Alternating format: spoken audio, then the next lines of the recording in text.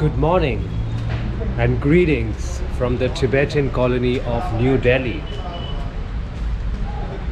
In the north of Delhi, you have this little Tibetan colony which was formed. So there's a history behind this place, which is during the 1950s. In fact, in the year 1950, Chinese invaded the autonomous region of Tibet, which is now part of modern China. And in the whole process of annexation, a lot of Tibets fled from their indigenous land to India, because India was always considered to be a safe haven for all religions. So a lot of people moved to India, and in the 1950s, Dalai Lama fled to India, who happens to be the spiritual head of the Tibetan community. A community like this was formed in New Delhi. So let's explore the Tibetan market and see what this place has to offer.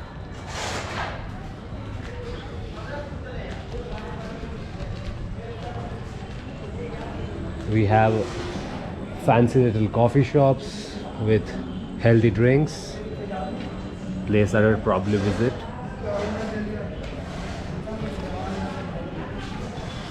Various restaurants with Tibetan script, if you notice there. Money exchange.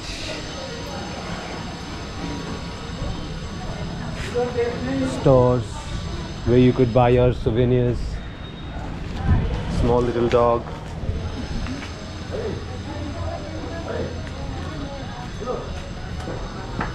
Seems like people are selling their winter clothes. What's your channel name? Huh? My channel name is Broke and Bankrupt.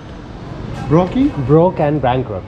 Okay. Okay? Broky. Yeah, okay. I'll come back again, okay? Yes, I'll come back and see your shop too. Thank you. So like I see, a lot of winter clothes they sell here, it seems. Souvenirs. Fancy little hotels. More winter clothes. Well, a lot of people in Tibet, obviously, as Tibet seems to be a very hard terrain to live, so I'm not sure if that's the reason why they sell a lot of warm clothes, or in general New Delhi at this part of the year, who haven't been to India or New Delhi don't realize how cold it really gets at this part of the year, especially in the evenings, where the temperature could plummet down as low as 10 degrees or 8 degrees. In fact, for a person like me who's accustomed to this kind of climate, it's normal, but you'd notice a lot of people wearing warm clothes. More woolen clothes, backpackers, everything that you need to travel in a mountainous region.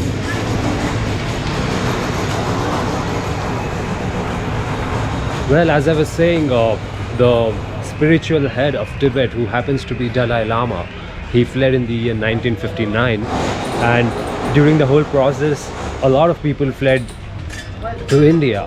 And this is just a small community which is established in New Delhi, but majority of the Tibetan community fled to a place called Dharamshala and McLeodganj, which is further up north in Himachal Pradesh.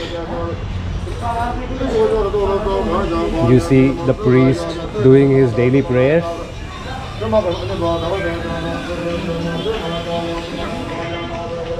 Wow. Some Tibetan shoes for women.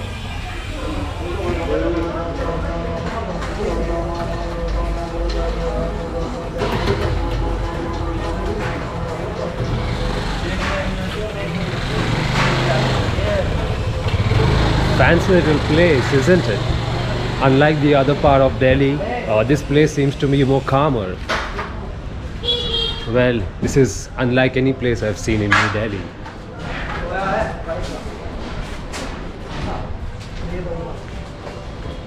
More restaurants.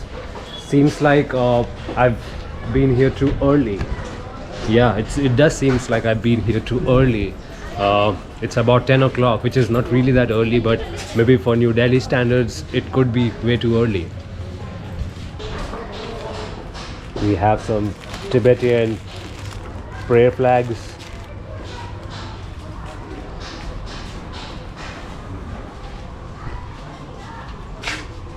Oh, we have books on Dalai Lama.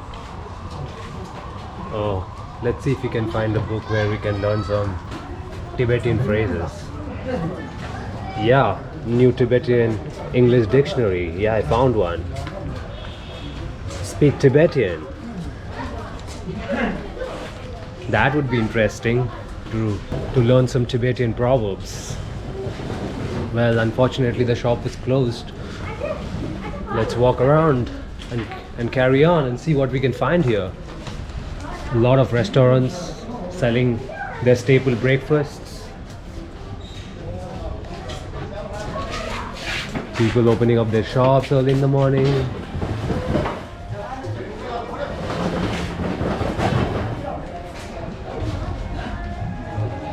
Travel agencies for Tibetan people. A collection.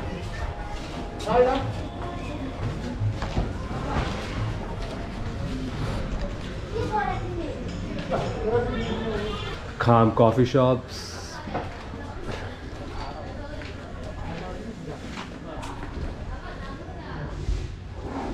Kalsang Tibetan, Chinese and Thai cuisine. Looks like we are getting into an interesting part.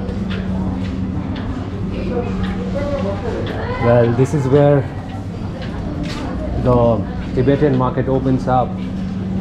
Here we have some Tibetan shops. Well, this is how a temple would look like in a not a temple, in fact it's called as a monastery. So this is what a monastery would look like. It looks quite beautiful. Maybe we'll try to explore it. People cooking their breakfasts. People waving at me. Are you from Tibet? Yes. Yes? Hi. Could you tell me something about Tibet? How do you say hello in Tibet? Tashindale. Chashidile? Yes. Okay. And how many years have you been in India? In India, 61. 1961. No. You are 61 years. I'm 73. You're 73 years. And when did you come to India? 9 years. 9 years ago? Yes. Okay. No. When I came from Tibet, on that time my age is 9 years. Okay, when you came from Tibet, you were 9 years old. 9 So you years. came to India in about 1951. Yeah. 1951. No, Okay. not 51, 59. 1959, then I attacked on Tibet. Okay. Then I came 1960. Okay. Happy Valley, Masuri. I go to school there. Okay. His Holiness Dalai Lama sent school. Okay, that's wonderful. That's And why I know little English. and how do you? It's great. You speak English really well. And Not what do you broken think? English. Yeah, I get it. So what do you think about New Delhi or India in general? Have you traveled to other parts of India? Very nice. India Very is nice? very nice. We are one family. We Yeah, are not so- thinking you India and Tibet. No, we are one family. Great. It's nice meeting you. It's nice meeting. I hope that. Thank you. I hope you're liking New Delhi. And yeah, thank you for teaching me my first Tibetan word. Yes. Thank you. Bye. Bye. Well, we finally learned our first Tibetan word. It's called Tashidile.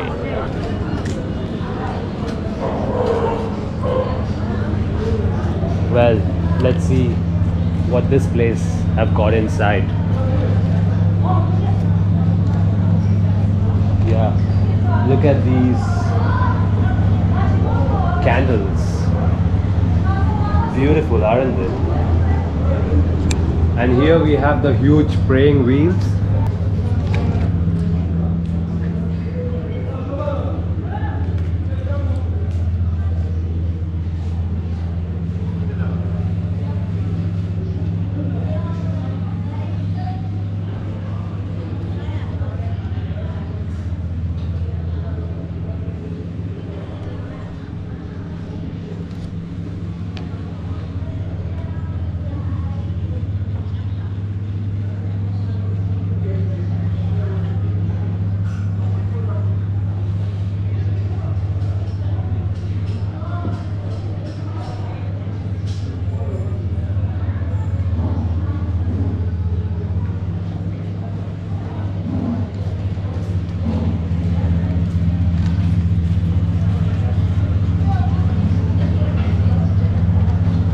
interesting little place.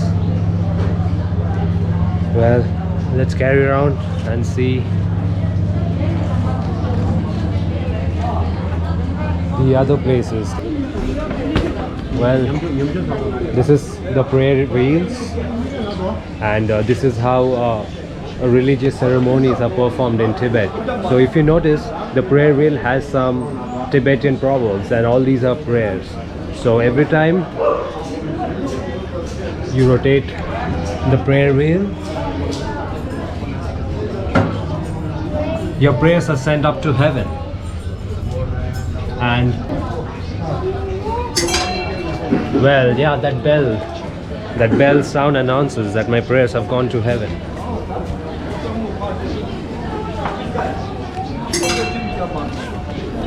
Well, let's keep exploring.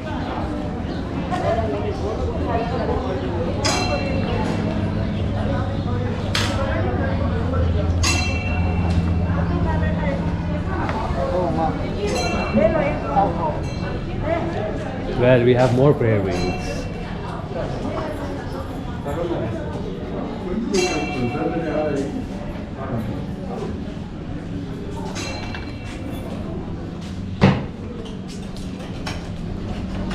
Well, the amount of prayers that I'm sending up to heaven, I'm hoping to have a wonderful day here. And one more important thing about Tibetan Buddhism, or Buddhism in general, is whenever you're around a sanctum of anything particularly that is Buddhism, make sure you always move in clockwise direction. So we have more prayer wheels, so let me show you.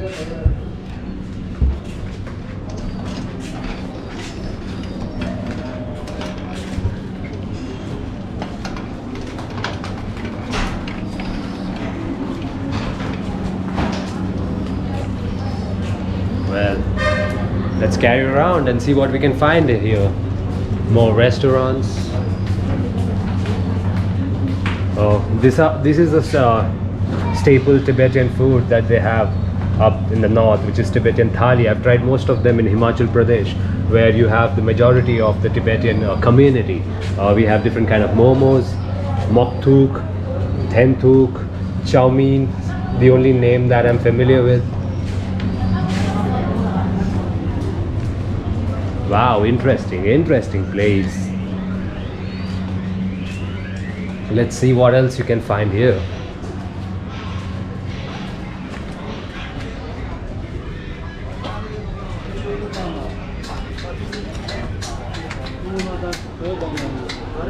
Most shops with Tibetan goods for the winters.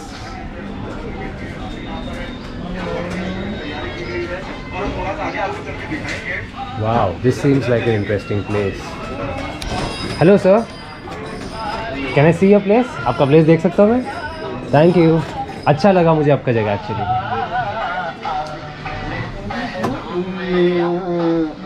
Well, these are probably the ones that you find in temples or at homes for their interior decorations. Looks beautiful, isn't it? And this is how it's made. It's actually hand stitched. Wow.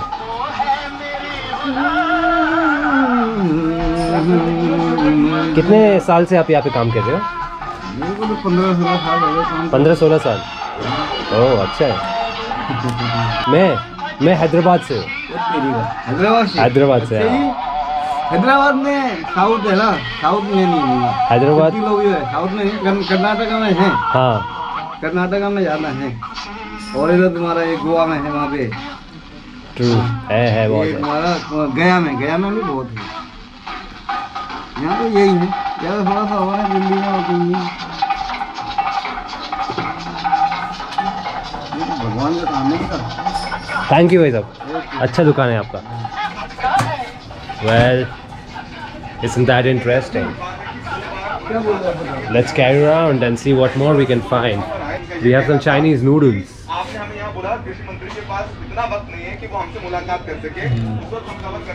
Seems like a lot of products come here from China. since this place is very far away from New Delhi, the actual New Delhi, this place doesn't seem to have a lot of tourism, and you won't find a lot of foreigners flocking around in these regions, only because it's pretty far away from the actual Delhi region. This is actually more of an outskirt rather than, you know, the central part of New Delhi. And yeah, quite a calm place in the hustle and bustle which is New Delhi or the other parts of Delhi.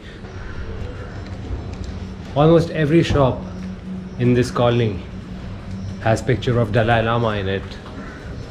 Well, I may not be so familiar with Buddhism in general. I did visit a lot of places that are prevalent with this religion. Let's go ahead and try some Tibetan food and see how it feels like having Tibetan food. So join me on the tour. Let's find a fancy little hotel or a restaurant. In India, hotel doesn't have to necessarily mean a place to stay. It could also mean a place for food. You get Tibetan food? Yeah, Hello. great. Hello?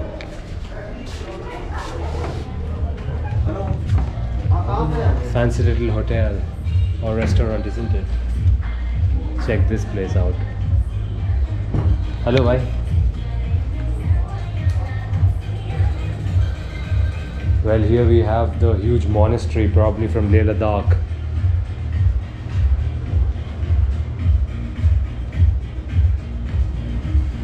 Beautiful little place. Well, so let's see what we have in the menu, and if you find something interesting, I'll definitely film it out and show it to you guys. So yeah, see you. Well, yeah, we are back now. So the COVID rules over here are really strict. People over here don't really take orders from you. They give you the menu, and they also give you a booklet where you can write down all your orders. So let's see what we can order. Well, we have pancakes, we have toasts, staple Indian breakfast. But we are going to try something Tibetan, something different for a change.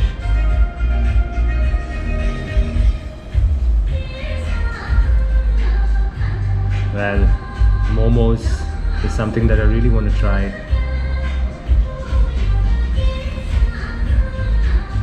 What do you guys reckon? Maybe we'll take kothe. Let's go for kothe.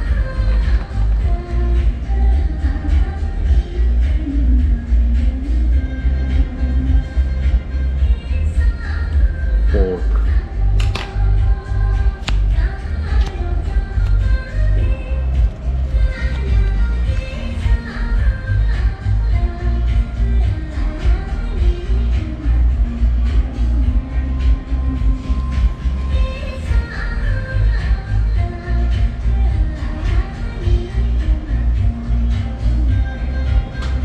Maybe we'll try some Tibetan dish too. What do you guys reckon? Maybe gyuma. Let's see what gyuma is.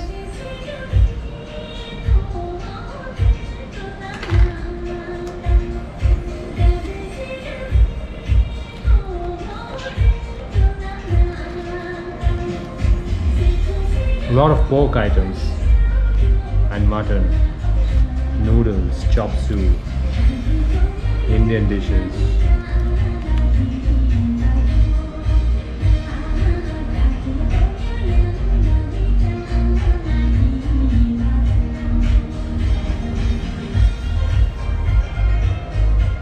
And a water bottle.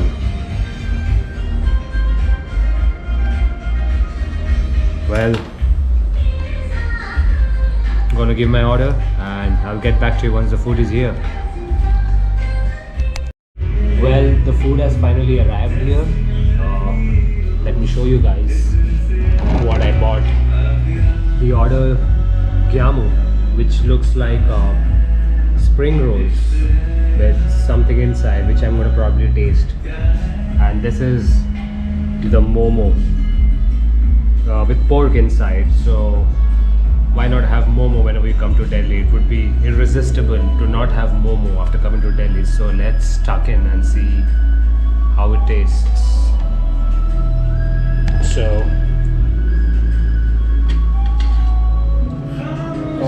let's see how a Tibetan quintessential food tastes like. And here we have the chutney. Maybe we should try it out with the chutney and see if you have a different flavor.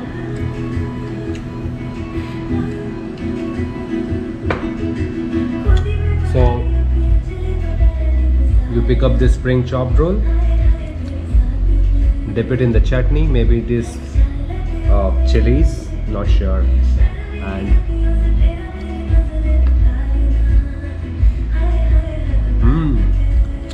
pretty hot. The kind of terrain that these guys live, the Tibetan people, they're bound to eat more spicy food, considering how cold it is up over there in the north. Well, it's quite a good culinary experience, isn't it, guys? What do you guys reckon? Would you fancy trying some Tibetan cuisine? If yes, then do visit Majnu Ka Tila and try it out by yourself and let me know how it feels like. Well, so I'm gonna devour on this and I'm gonna turn off the camera and get back to you once I finish my food and let you know how much all of this costs. So see you. Well, we finally finished our dish. It was quite delicious. Let's see how much it costs. I absolutely devoured it. Well, let's see how much it costs. Thank you.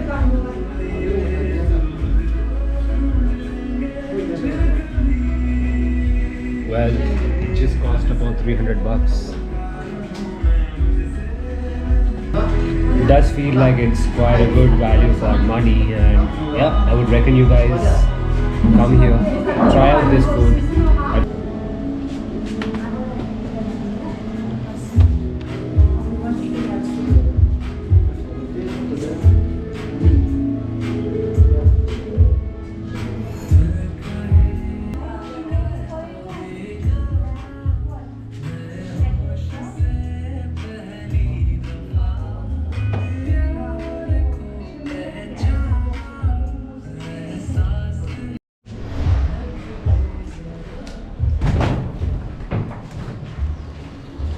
Well, that is it.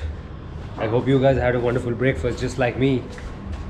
That's pretty much it, guys, from the Tibetan colony. Hope you're having a great day. Tashi Dele, and see you soon in the next video.